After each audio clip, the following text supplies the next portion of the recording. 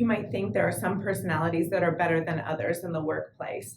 I know I've had conversations with people, someone who thinks his really strong and dominant persona is the best one to get things done. It moves vision forward, it accomplishes goals, it sets the course, and people will file in behind him and he can take charge. And it also has some consequences if you aren't making space for dissenting opinions, if you're not getting feedback from your team, if you're not creating some psychological safety for those that think there could be a better way where they're able to air their opinions and you can hear them and work through a tough criticism of an idea to come to an even better conclusion. The team below is feeling exhausted, disengaged. They're afraid to give bad information. They might be withholding information because they're afraid of the negative consequences if something doesn't come out well. And as a result, there's a lot of stress that they're experiencing. I spoke with a manager who talked about what it was like to have this try to create a healthy work environment for their team.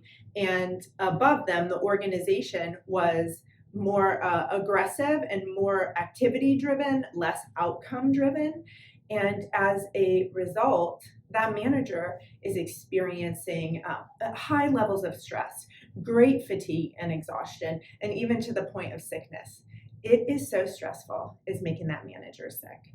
And what we're seeing organizationally is that we're losing the middle management. We've got these high driving leaders, and then we have the frontline staff, and we're missing everyone in between because they're tired. There's disconnection and disengagement, and they're even experiencing really physical negative outcomes. Can't sleep, stomach ache all the time, and as a result, they're leaving their work. They're finding other jobs. So we are having a situation where we are lacking some leadership and soft skills for the front line, which we are just having the youngest potential moving up.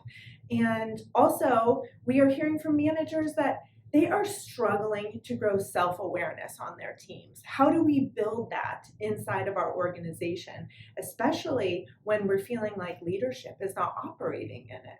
So these are some things that our organizations and actually people in the marketplace are feeling right now. And Cloverleaf can help with that because it can give you language to start identifying on your team what the assets are, what the strengths are, what your intellectual giftings are, what your relational giftings are, so that you can be using them. Even by naming them and appreciating them, you grow empathy and psychological safety on the team. It increases your trust with each other.